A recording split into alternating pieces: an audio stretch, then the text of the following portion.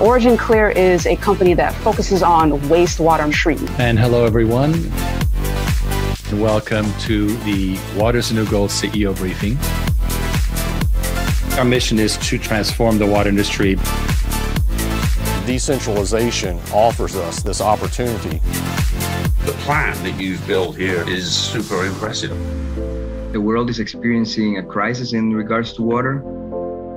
It's a great opportunity that you are giving us investors. The decentralization of water treatment means that we no longer need to establish giant water treatment plants. Let them fight over the 20%. Let's work with the 80% that's untreated. Over 21,000 unique alternative investments. 3 million jobs in the U.S. alone. Making it easy for the regular investor. All the old trends just accelerated. Lucrative and fulfilling. The vision I've got is to standardize these products. Design, build, own, and operate. We have 65 people in the room. We got an important message to share to the world. We can put a guy on the moon, but our water is horrible. Recycling all that water, it's a huge impact for the environment. Bringing new infrastructure in to drive growth in America. That's a critical part of the picture. It's a twin 125 gallon per minute RO system. I don't think we're talking about a $10 million fund. We're talking about a series of $10 million funds. Yeah, the opportunity itself is very big.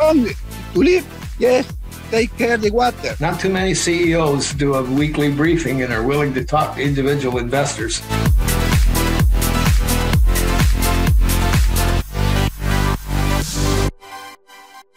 Welcome to the CEO briefing, gentlemen. Hello, everyone. It's a pleasure. Ken is our. Don't mind my lighting. I was experimenting. It was a failure. Ken is Ghost Man. It was a failure. We're gonna talk to the what is it? The gaffer or the lighting? The guy, like the lighting guy. He's gonna gaffer. He's gonna hear it. He's gonna hear it from me. Yeah, right. So yeah, Stephen's gonna fly up from Clearwater to help you because. No, I'm the lighting guy, so that's the problem. Exactly. That's why we're gonna move to a professional. Well, welcome aboard. I'm gonna go ahead and run. We have some fantastic stuff lined up, and we're even gonna comment on current events, and it's actually good news. So we like to emphasize where things are going to go positively, because after all, that is, plenty of people are focusing on the negative. So let's go with the positive. All right, here we are, March 10th, and our vital mission is, our 5-year mission is to help the world invest in water, the new stable and inflation-friendly asset class. And of course, we always qualify our statements with anticipate, believe, et cetera, but we do fix it as quickly as we can. Okay. Current capital status. Man, we are inching forward. We added another 10,000. We're literally just, inching into the $1 million mark. And this is important because we have an announcement in mind. And when that announcement happens, Tom Marchicello will come brief us on the project that we have lined up to use that money. So we already have a project, it's identified. We're going to get into it. I'm quite sure it'll be next week. But for now, we're just going to go ahead and tell you it happens when it happens. That's just how it is. Okay, so Dan Early in Troy, Alabama. The Ponsta moves beyond the pilot. Can you believe we call this thing a pond monster? We are very sophisticated. You can tell. Anyway, but it's a beautiful thing. I like wacky names because people remember them, right? Like Yahoo and stuff like that. Good morning, Riggs. Welcome to sunny southern Troy, Alabama. Yes, that's where we are today. Well, what are you up to? I am down here on site at the mobile home park that we've been working on going back about a year now. And we are adding some additional equipment and upgrading some of the treatment capability for the Ponster unit that we delivered back in September of last year. Doing that in response to lessons learned and some data that we acquired over the last, through the first 90 days of operation. I'm glad you're really doing a lot of product development here, and it's a fine client, a very patient and superb client, really, who has enabled us to do this work. Now, this is, I think, expandable to probably many thousands of trailer parks throughout mostly the Southeast, but also in the rest of America, right? It is. The treatment system that we have, it's very simple. It's not overly complex. And it has tremendous applications in old existing wastewater lagoon treatment systems for mobile home parks, RV campgrounds, small municipal utilities all across the Southeast and the Midwest and the upper plains. Wow, you're talking about municipal utilities as well. So in other words, any kind of lagoon where there's passive sanitation going on can be accelerated. The process of neutralizing the bacteria and the toxins can be sped up with this? Yeah, the way the Ponster unit works, it is a supplement to the existing treatment capability that you have with lagoons. Lagoons usually are looked at and frowned upon because they only have a certain treatment functionality and a certain treatment capability. However, they have a tremendous asset. They're great at pretreatment, great at settling, great at primary removal of carbon and nitrogen. But they can only go but so far. What we are doing is we are taking and building and supplying these Ponster units so that they can complement the existing capability and provide a polishing treatment function. And this is really important because instead of having to completely dewater and decommission the lagoon that you may see over my shoulder, the owner of this utility gets to realize that asset value, and they can choose and implement a much less costly, less expensive treatment function. So if we think of lagoon treatment and being this one particular level, and I'm holding my hand kind of low, what we're doing is we're popping it up a level, and which in turn makes the later treatment steps even easier and perhaps save some money with the more expensive stuff that happens later. That's exactly right. That is the true goal of what we're trying to accomplish with the lagoon treatment system that we developed. The only other option that exists for this particular customer, they have a 15,000 gallon per day lagoon treatment system. If they were forced to dewater and decommission and replace this thing with a true electromechanical, complex, advanced wastewater treatment system, they could easily be $500,000 to $750,000 of equipment and installation. Whoa! And they can't afford that. That is right. That destroys the pro forma for a mobile home park. It just ruins everything. They just can't afford it.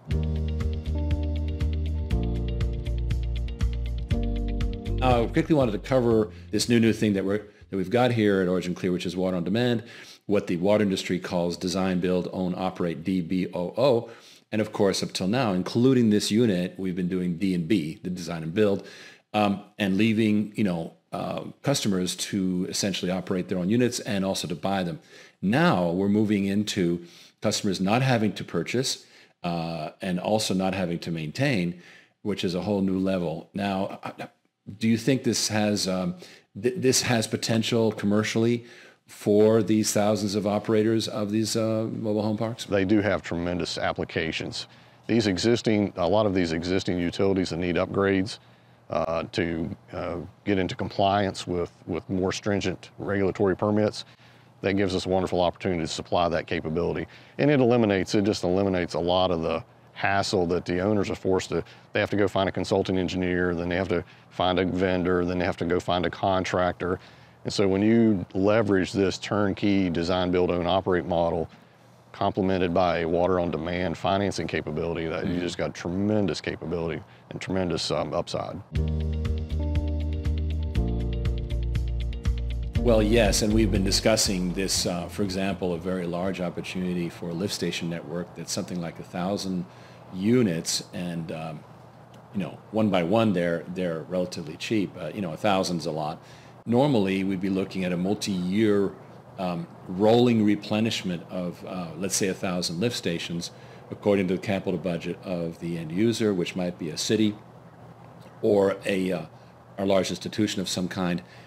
I think with Water on Demand and DBOO, we're able to just go, listen, sign a service contract here, and we will install it as fast as we can produce these. And since it's modular, the production would be rapid. Do you see this having potential, for example, in unusual areas like lift stations? I do, Riggs, and I can give you a quick analogy. A lot of public works departments and a lot of municipal utilities, it's not uncommon for them to lease their vehicle equipment, their trucks and their maintenance equipment they use. While that lease model, that is a unique delivery model. They get the equipment and they pay for it over time, and then they can replace it later with new equipment and continue the lease or buy it out for whatever they want to do. With the water on demand model and with this particular product line that we have created and we've developed for retrofits to existing wastewater infrastructure systems for pump stations, that same model would apply, and for a number of reasons. The dollar value for some of these upfits are going to be about the same as if you went out and purchased a Ford F-250 maintenance truck or a utility truck. So that model right there, if we can come and they can leverage our in-house engineering, we partner with their in-house engineering team at the utility level. We develop this, we propose and recommend the technical solution. We put a price tag on it, and then we can finance that. I mean, it's a win-win. They will beat a path to your door for that every single day. Well, Dan, what's interesting here is, of course, we could do the full-throated water on demand model, which is, we own it, we operate it, the whole thing, and they simply pay, a fee for consumption, or they could procure it and then have the full support. So it'd be the best of both worlds for certain operators out there, like cities. That's absolutely correct, Griggs. The old school design and procure and delivery models, using the old pumping technologies, especially in relation to wastewater pump stations, those models, they still exist and they still work at certain levels. But when you get into replacement and you're trying to manage budgets, having the flexibility like you just described, having it where it's turnkey and you just pay by the gallon, or you have the end user may purchase the equipment outright. All of those things are hugely important to sustaining wastewater infrastructure looking into the future. As we've reported before, there is what we call silver tsunami going on in the water industry, where 3 million skilled jobs are retiring as we speak, and they're not easily replaced. So we have to go to these managed services in order for these municipalities to keep operating. Correct. It is these folks that are hitting retirement age, it's going to place a huge drain. There's going to be a huge loss of talent across the board. It was a problem pre-COVID, but COVID just accelerated that. A lot of people just went ahead and just said, hey, I'm done, I'm retiring, I'm riding off into the sunset. So now looking what appears to be post-COVID as we're coming out of this, the demand for talent, skilled operators at the utility level, but even more so across the board. So having turnkey services, managed services like what we're proposing with the DBOO model and with the financing model with the water on demand, those are bridgers. Those will bridge and help overcome some of these limitations, because right, wrong, or indifferent, we cannot lose our water and wastewater infrastructure systems just because we don't have people to push buttons and to pull levers. I mean, we have to have the ability to service and continue to provide reliable service to the customer base. Well, Dan, here we've got this amazing, standardized product line, which I think is essential to scaling this up. Part of the reason why I think you've achieved such a great standard has been the 2 years of webinars you've been giving throughout COVID to the water industry. Those things are phenomenal because they do two things. They educate, they specify an engineer, they learn about our capabilities, they learn about the value proposition that is the Everamod pump station or the Evera packaged wastewater treatment system. The engineers recognize the superior product and the value proposition that is the Modular Water Systems program. They see where it is better and it is next generation type technology or an evolution of current technologies, and it represents a tremendous value for their customer. They like the standardization that we have. They're starting to recognize that the big picture that we are promoting is that we are trying to vertically integrate all the manufacturing, and that eliminates a lot of the subcontract vendor support, subcontract field installation capability, which has plagued the water and the wastewater infrastructure marketplace for years. We are getting rapid adoption. We're getting an accelerated acceptance of basis of design. And basis of design, that means we are specified as the preferred product, which means we are permitted and approved that way, and it makes it really ultra successful for us to deliver the equipment to the customer. Well, and now, of course, we've got the additional factor of relieving these customers from the need to raise capital by letting them have this fully supported design, build, own, operate. Are you starting to talk about that in these webinars? We are. Just 2 weeks ago, you asked a fantastic question. So 2 weeks ago, We were in a video conference call with one of our strategic partners out in the central United States. This partner is working with a lot of the major architecture and engineering firms here in the U.S. And also in that same region, there are a lot of existing wastewater utilities that have pump station systems that are 50, 60 years old. Older technologies. With these webinars, we were able to present some of our standardized solutions, and I've introduced this water on demand and this equipment financing function. And what we are seeing is that at the municipal level, because of the dollar value of the solution we have created, there is significant interest.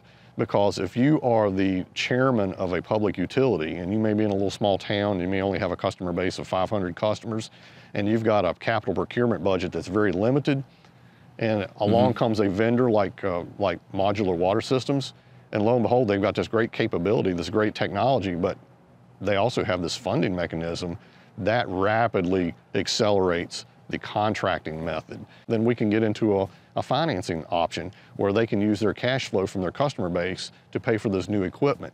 So if they can take a technology that they would only get 40 years of service out of it, replace it with another one that can get 80 years, effectively doubling the life cycle, and there's this funding mechanism where they can pay as you go and pay over time, it is a wonderful thing. And this is really going to change the way you'll see pumping equipment technologies and infrastructure products delivered to the marketplace. Well, that is, fantastic what you're doing. Of course, we have these mobile home parks. What are some of the ideal applications that you and Tom Marchicello have come up with? Campgrounds and RV parks, that's one. They like the Averaskid model. The other one would be permanent single-family residential development. And this is huge in states like Texas and Florida, where there is a huge immigration component of people leaving the Northeast and leaving the West Coast and moving to Texas and Florida. Public utilities can't keep up. Decentralized utilities are the answer. And our Evertree package in the water on demand, the DBOO model, is finding huge interest there.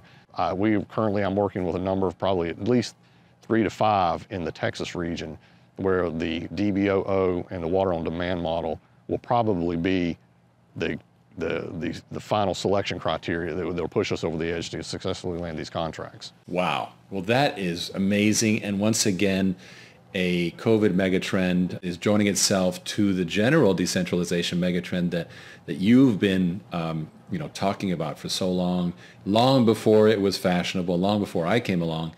And it seems like being a prophet eventually does pay off. So Dan, I'm so proud of the work you're doing, being on the ground there, making this product line that, through better sanitation, we save lives. The untold story of the early 20th century is that all these diseases, they were helped by, public health, doctors and so forth. But the big heroes were the sanitation engineers, and it saves lives. So keep up the great work, Dan. I'm super proud of what you're doing.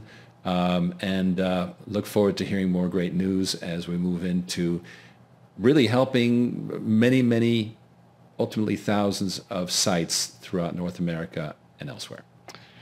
Well, Riggs, thank you for the compliment. Thank you for the confidence. An amazing little report. I mean, there's so much to unpack about that.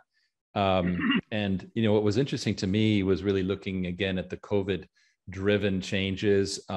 Retirement, like people have accelerated their retirements. This has been happening all over America and the world. Is the trained people have said, "Oh, you know what? I'm going to take early retirement," and then moving to the country, right? So that you're moving away from sewage, and these are not minor things, right? All of a sudden, you have a need for instant infrastructure, and there's nobody to do it. That's where water on demand comes in. And remember, you notice the last thing he said, which is that he's got several deals cooking right now. These are six or 7 figure deals that the final selection criteria would be the financing capability. Yeah, huge.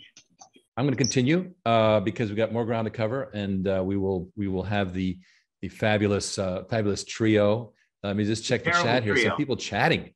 Let's just see what people are coming up with here. And hello, Dave. All right. Dave Johnson has a really great question. Who in Origin Clear is responsible for developing the network of partners that will maintain and service the WDSIP facilities? This is brilliant. And this is a key part of our model. We do not want to try and build everything ourselves. That's a big mistake because we'll take forever, right?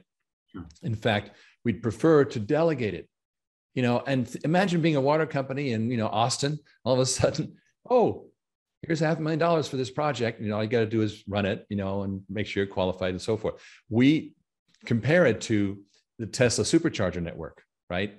Because Tesla's got the supercharger network, but now is Fiat going to do it, or BMW? It's hard after the first one. So we want to put in place these partners, and then it's day one. And one of the reasons that we got to this was we didn't even do it on purpose. Our building operations got maxed out.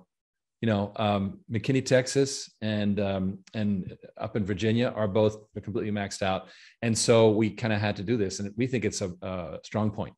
All right. And then Michael Hardison, since they're performing monthly testing, there have been comments on Ponster performance. Yes, there is testing happening right now, and we will be reporting further on that. There's going to be objective testing. That's what we're moving into. One of the issues was that it's very hard to control the environment you're going into. You can't just move a box in and start doing stuff. What's going to happen with the medium, right? How murky is it? How messed up is it? And so forth. And so those variables we've had to control. And the final question before we go on is Terry Johnston says, how is fundraising going? Well, fantastic milestone we're edging up to, which is $1 million in water on demand, which means $2 million raised overall. Right. So the $1 million in water on demand is dedicated to water asset development. And then the other side of it is this. And by the way, we intend to ramp up from here. This is a $300 million offering for good reason. Okay. So thank you for all those comments. And of course, Terry, you can always talk to Ken. Ken will be happy to tell you about how well it's going. Yes. Right. I guess I talk for a living, so sure. Right on. Okay. Bill Cummings is a wonderful guy, and he reinvested recently. And so I did a short interview with him, which you're going to enjoy. Here we go. Bill Cummings, welcome to a short interview with your happy servant, Riggs Eckleberry, because I understand that you just reinvested in Origin Clear. I have indeed. Thank you very much.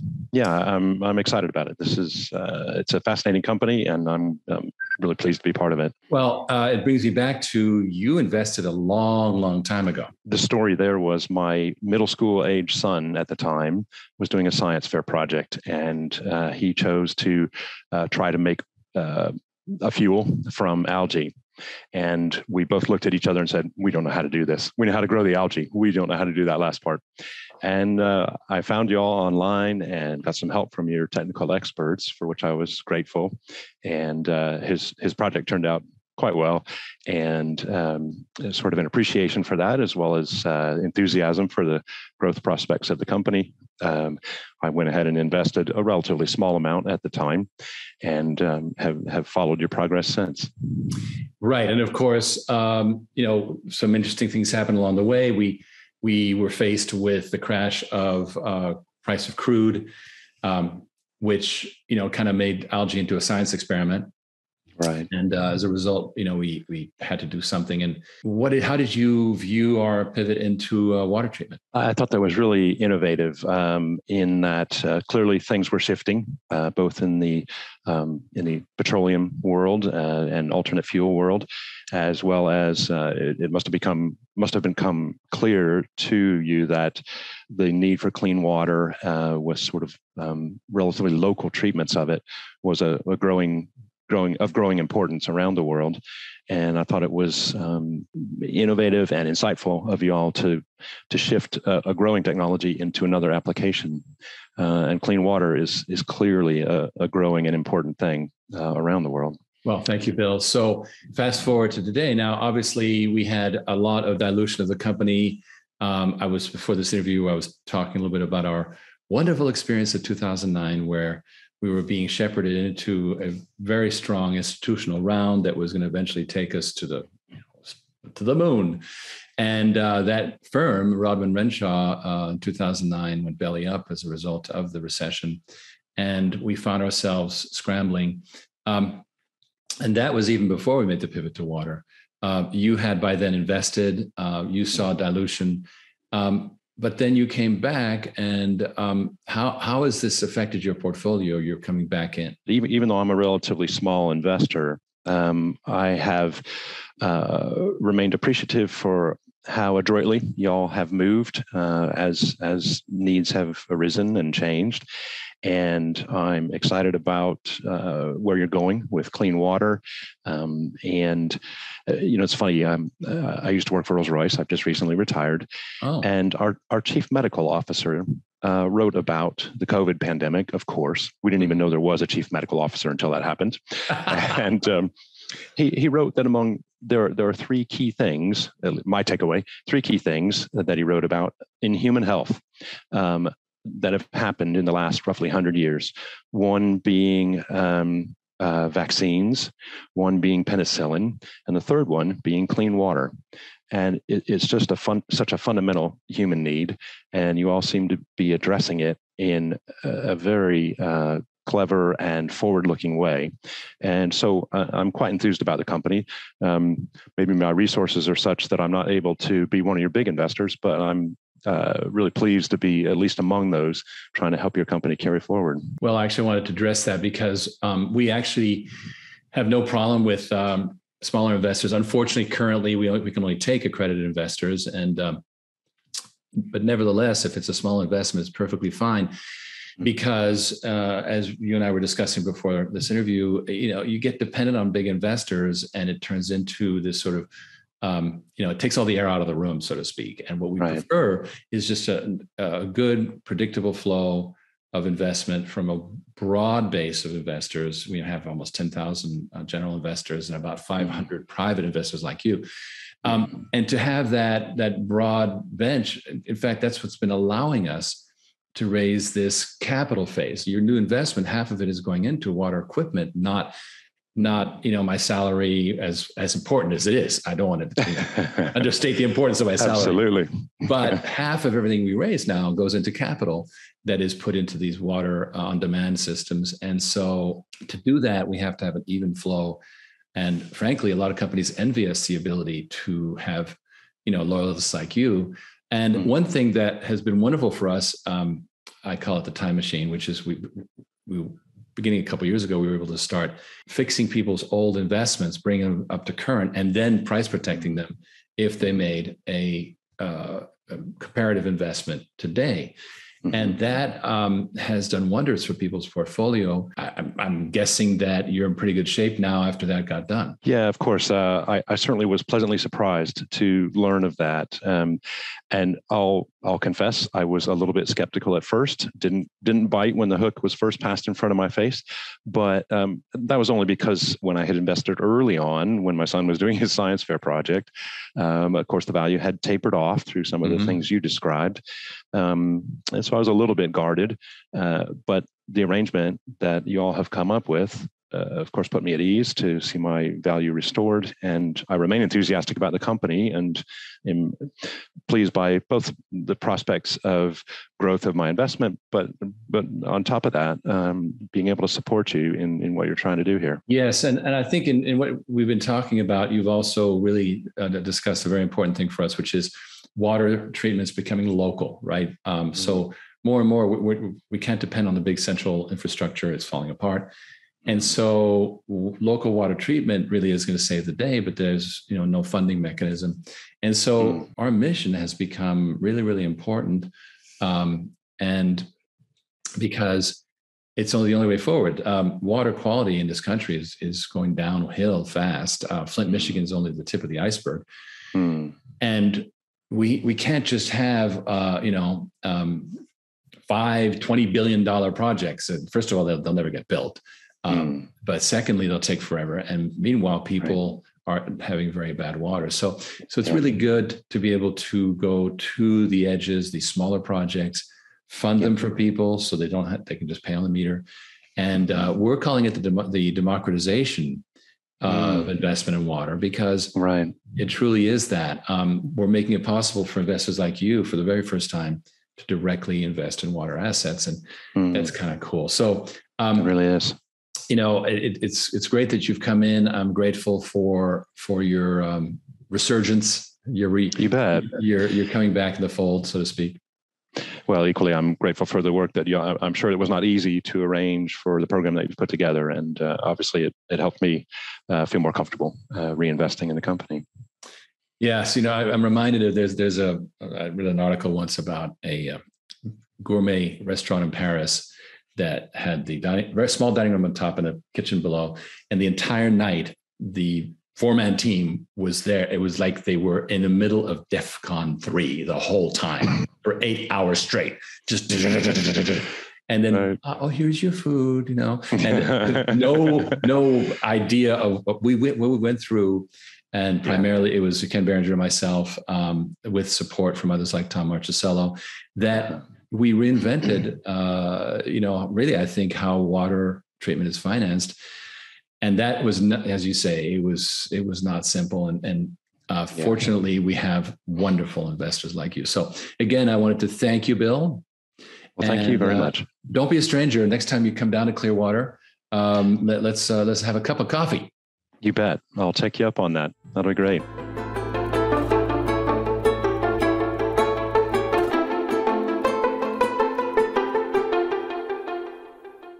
What a great guy, huh? He's super. Beautiful interview. Wow, what a motivation. Yes. It's really in on the mission. It's beautiful. Right. Well, and I promise I didn't pay him. It was all him. Quickly, Daryl Polston asks, do those partners that are the operators required to have water treatment licenses like utility workers for cities are required to have, such as Class D level of water certification, level C? Yes. In general, the water service companies do a lot of work with and on behalf of local utilities. So they have all the qualifications required. We're dealing with companies that are doing multiple millions of dollars of business, as we do in McKinney, Texas. And so, and there's many of them. So no question, they have to be good, and they have to be good at what's called operation and maintenance, which means not just throwing out the machine and letting people have it, but rather, Ken, you look so white, it's scaring me. I'm going to star in the sequel of Ghost. Anyway, I get to play the ghost. Sorry, Keith wants to know, do cities have to annually test and report the quality of the municipal water? Yes. And Keith, if you go to ewg.org/tapwater, you will see, put in your zip code, it will tell you what the city does. It's always legal. They're always following the law, but that law is way behind the times. So with that, I'm going to continue because I have a little bit more. I want to show you guys and gals some cool press that we've had. So hold on here. And so quickly, I'm going to show you. That's better. Yeah, you're much better. I just gave up. I was like, it's much better. I'll deal with it next week. No worries. It's all good. It's all good. Okay. So Grit Daily, which is the premier startup news hub, and gives you an idea of this is the kind of stuff they have, acquisition news and basically what's happening in the world of venture capital business. It's a great magazine, and we got featured in it. Here we are talking about how we can solve the looming American water shortage. So we're talking about scarcity, and of course, a little bit of background on how I came into this. And then demand rising all the time, but we're falling behind in terms of water infrastructure needs. So rising demand and infrastructure spending going down is a perfect storm, right? And then, of course, this hurts all kinds of things. And this commission identifies the nation's water and wastewater utilities as one of the top 3 most vulnerable to cyber attacks, along with the electrical grid and the financial system. So what do we do about it? Well, here's the thing. If you can become distributed, then you're centralized is always vulnerable. If you go distributed, then if a node of the network is taken out, it's only one node. That's the whole concept of the internet, right? So, and then of course they talk about this whole water on demand thing. They do a good job of talking about that. And we have another one. This is super cool because this is actually one of the top water industry magazine. The paper version or the publication version is called Water Innovations. And in fact, I have right here, I'm going to just go ahead and show you what it looks like in reality. if you look at the actual publication. And so here we get, there we go. There's 100 days and many ways to cybersecurity, a Q&A with myself. And that was the editor. So there's a lot of interest in the whole cybersecurity issue. And so if we go back, obviously it's too small to read, but I have it right here in the PowerPoint. There we go. And I want to get out of the PDF and get back to the PowerPoint. There we go. And so again, cyber attacks, this new water sector action plan, we've got to shore up operations within 100 days. And then, is this going to work? And, we have to think about points of greatest vulnerability. And again, centralized is bad. Problems with vulnerability to hackers. And I make the point here down below that the greatest harm could occur at a choke point, such as tertiary treatment, which is where you take the nitrates out. And because you kind of have to do that in one place, right? When decentralized water treatment happens, let's say at a brewery, and they send the treated water to the city is still going to do the third stage, the tertiary treatment. And so that is a point of vulnerability. Also, upgrading controls to current technology, also please let's not have the government try to do things. Let's I remember the Affordable Care Act, where finally Silicon Valley had to come in and help. Similar thing here with water. And I make the point here that we actually need to make water treatment, water management more high profile and even sexy, which is a challenge because people don't think of water, sewage as sexy, but hey. Really? It's all in your taste, right? That's why we have you as the face of the company. We're trying to compensate. Oh, you're so sweet, but you help too, my friend, because Italians are inherently sexy. Done. He's trying to say you make sewage sexy. Wow. Now, go back to the picture. Go back to the picture that you were showing before, Riggs. A second ago, and one second ago, there was a picture of you sitting. Yeah. Okay. Come on. What? That's power. Yeah. There you go. So, well, I had a very good photographer. Is what it was. Anyway, now next week, we did our first Instagram live, IG live, and that was really interesting. It was an hour. It's going to be very, very much shortened, but it's really, really interesting. They asked great questions, and it was great to have all of this, people commenting in real time. That's fun stuff. I mean, it's kind of addictive. A good interviewer too, actually. We're going to have a lot more of that.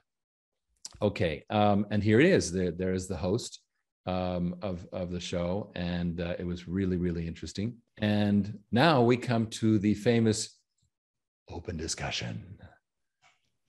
I'm going to quickly also, before we go on here, we have a lot of good comments. Bob Bruce wants to know news on the hotel in Nashville with the deluxe water. That hotel is going to have a formal opening in April. And so we're coordinating everything happening at once. The system is in, it works, but the hotel is not open. So we're kind of like all dovetailing.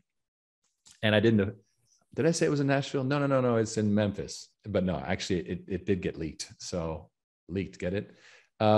Dave says, Ken, come to Arizona, get some sun. Yeah. Thanks. That's it. Pile on, Dave. I appreciate that. And then William wants links to read these great articles, which is a great idea. They are on our website. Go to originclear.com, the news section. Boom, they're right there. And then our friends at Philanthropic Investors participated in 2 events. One was Uncommon Event, and the other one was called Lunch Squad. These are Puerto Rican events, and there's a lot of, interesting, forward-looking people in Puerto Rico. So we appreciate the support. The Act 60 people, right? Act 60, he mentioned. 60 people, I guess. No, Act 60. That's the high net worth individuals. Thank you, Ivan. HNWI. Thank you. All right. Well, you see. Anyway, so I wanted to bring up a slide, and because this is, I think, going to be a good discussion point. What's going to happen next, right? Well, the fact is that we forget how fast the stock market and the economy recover from shocks. In my opinion, people get really freaked out, and they get all upset, and they miss the recoveries, right? And so what we're going to get is I have a brother who is very, very highly placed. And he claims that things are being worked out already. Who knows? But the point is this: the noise is a lot greater than the actuality of what's going on. A lot of people have a vested interest in making people freaked out. But look at these charts here. It shows you that, things happen. Look, they tried to kill Ronald Reagan and the stock market didn't change at all.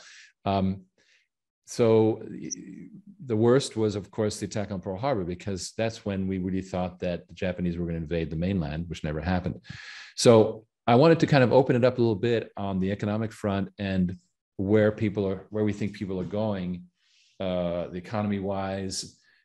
Inflation seems to be baked in. So Ken, what's your thought? It's less an observation and more kind of collaboration. I've spoken with a lot of people. I have my own personal beliefs. I try not to taint, what I think, right? So, but you're an ultra leftist, of course. We know that. Yeah. Okay. Audit the Fed. All right. So the general sense is all right. So I just got a longtime investor of ours. I won't give his name. Former pilot, airline pilot. Just finished talking with me. He goes, I just bought into an oil well. This is on private land, and at $150 a barrel, we're killing it. I said, you understand that oil is going to average $50 a barrel during the time. He goes, oh, I know that. He goes, it's just fun right now. But he's shifted everything. He's taken a lot of money he's bought a lot of gold. He bought into an oil well. So we had a lengthy discussion on on water on demand, how it relates to an oil well. And when you first say an oil well for water, people go, huh? But when you point to the kind of the high points of why people invest in oil wells, and then you say, well, this has got that, except look, oil at some point, like you mentioned in a conversation, oil is going to go away at one point. Maybe off in the distant future. What goes up, it comes down, right? And so people jumping into oil now are jumping in late. It's obvious. Exactly right. And he said, I had a really, really hard time trying to buy into assets. I had another fellow that said I had a hard time. It wasn't Jim, actually. I had a hard time trying to find an asset that, I wasn't paying a premium for. So I think that's kind of what people are finding really attractive. But there's a pretty strong unease. People don't know what they don't know. People don't trust what they're reading a lot of times about what's going on in the world. There's a genuine mistrust about that they're getting the full story. Wall Street tells you keep buying, it's fine, right? So there's a lot, but there's a significant shift in the people. And again, I'm talking about just a section of the population. There's a significant shift out of kind of more traditional Wall Street stuff and into assets, right? I'm seeing that more and more. Well, so two things I'm taking away from that is assets and try not to pay too much for assets, right? Well, that's the trick. That's the trick. And I've had a lot of, look, I've raised the question a couple of times. Where else are you going to find an asset that hasn't taken a run yet? They're few and far between. So I also think that's probably why people who know assets find this so attractive. Andrea, you're talking. I also think that there is. Sorry. No. Go ahead, please. I was going to ask you a question, but please. I also think that I believe that what's interesting in our project is that it is really set up to succeed. Let me explain what I mean by that. For anyone that knows the story of very well-known Tesla, for instance, but there are many companies as such, Pharmacleaks and many others. They wanted to accomplish something relevant, and they went through hell and high water to do so. It wasn't like everything is just like they didn't have to work. Things just happened, right? It didn't happen as such. And if you know the story of Tesla was went through, rough patches. That is for sure, right? And we did the same. We went through rough patches. We went in and out and left and right because we have a strong purpose. And so I think that part of what people perceive when it comes to our business is that aside from any, like, things go well or things win and become powerful because of the people, not because of the condition of the market, not because of that, because of the people that makes it happen. And because of a mission that is strong and powerful enough, and the desire of these people to do whatever it takes to make it happen. So I think that people perceive that, and I do believe that that's one of the elements that really appeal, that are very appealing of the company, and Ken conveys this message beautifully when it speaks with investors. There is an incredible pathos and incredible energy that Ken gives, and it gives really this perception. And obviously Riggs does it with his role as the CEO and his public announcement and communication. But I think that is one of the components. Aside from the fact that the demand is higher than ever for water treatments, like, people don't know this, but we do know that the demand is crazy. Through the roof. Our guys in Texas are starting to get mad and angry. Like, I got too much. I want to go home. Literally, they're just overwhelmed with work. It's not easy to train water people. And so we're constantly hiring. It's very hard to do. So you make a very good point. We're working on the tagline, mission driven, right? Mission driven. We are mission driven. This is mission driven investment. And I think that's very important. So we are obviously having to be evangelists for water on demand and decentralized water treatment, of course, because a lot of people don't know it yet. But this also means it's early in the game. And it's an opportunity to pick up royalty-bearing assets with a huge stock upside, while it's still inexpensive, right? Yeah. It's a beautiful thing. But at its heart, it's still an asset. At its heart, it's still an asset. It's not that, okay, hope this, it's not that, right? There was a time for that. We were that at one point. So what interesting point that Andrea just made is, water treatment is in higher demand than ever, but so is seeking assets, seeking the safety of assets, because one thing we know, thing we know for sure is we don't know anything, right? In other words, the market is always one invasion away from, absolute, tumult. Something also interesting that Andrea mentioned, and I wanted to extend on the thought, is most of these massive, gigantic success stories that we talk about as if, you talk about Tesla and Apple as if they were always these juggernaut, like, it's Tesla, right? But Tesla wasn't Tesla at one point. It was, you know what I mean? So I remember as a retail stockbroker, I was speaking with investors, and Apple was $18 a share. And I had guys going, what a piece of crap, just like, okay, right? So, and I told you the story that time. I won't use the exact language, but the point is that most of these major world-renowned success stories were a decade in the making. And here's what happened during that decade. There were wars. There were market crashes. There were, you know what I'm saying? We had two Iraq wars during Apple's and Tesla's rise. We had, we had all kinds of. We had a great recession. We had a great recession, right? Yet, to Andrea's point, they kept one foot in front of the other. They just kept one foot in front of the other, right? How do you eat an elephant? One bite at a time, right? So that's what they did. They just kept swinging, kept throwing punches. And I think that, to our credit, that's one thing we've certainly been. But I like the fact that we've graduated out of that scrappy kind of, I believe Bill Cummings used a very great word, by the way, Bill, good job, adroit. We handled it very adroitly, right? It's a wonderful description of what we've had. We've moved with alacrity. We've been nimble. We've been flexible.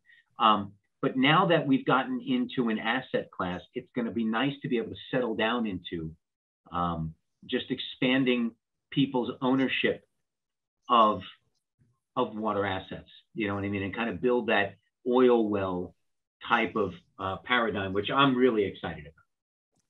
And with I agree, and I'm very excited as well. Sorry, Mary. No, please go ahead, Andrea. I wanted to give. I'm agreeing. I'm very excited as well, and that's the part where I want to tell to our investors, and I'm going to be more thorough with this communication. But the fact that you invested, your message is what makes us going, is what motivates us on one end.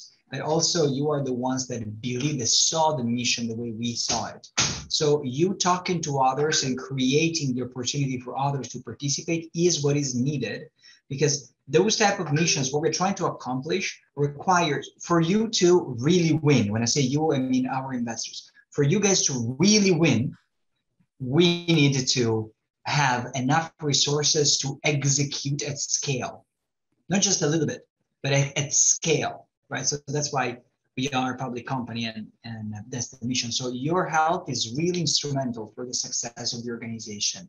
If you have one or two individuals that you know that have a big heart, so they want to do something, not just speculation, they want to do something that creates an impact in society, and they want to be in for the long run, please connect them with Ken, because you will be doing them a favor, I promise. Thank you, Andrea. Evangelism is the word, right? Evangelism. Evangelism is the word. And, you know, that Instagram Live had 1,100 people watching, and most of them were unaccredited. And I said, guys, you might want to just buy the stock on the open market in your Robinhood. And that is, you know, something that we forget is super important, is everyday people investing.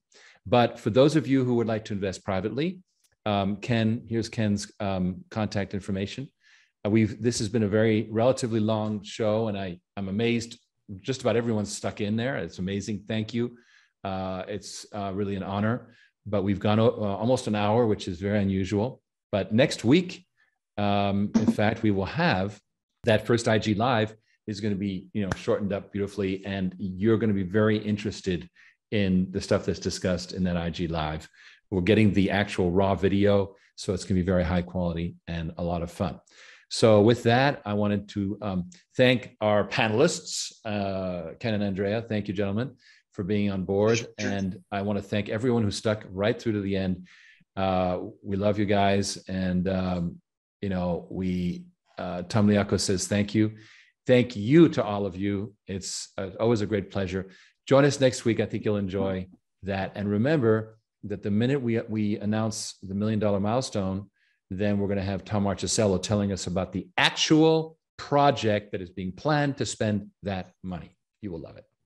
I'm going to leave a cliffhanger. There's a couple of other things we're going to be talking about upon that announcement too. Yes. You're making me hang. I'm all right. All right, everyone. Thank you all. Thank you. And thank you very much. Thank you, Ivan, for the events in Puerto Rico. And Bob Roos says exciting. And I say good night. Good night. Bye.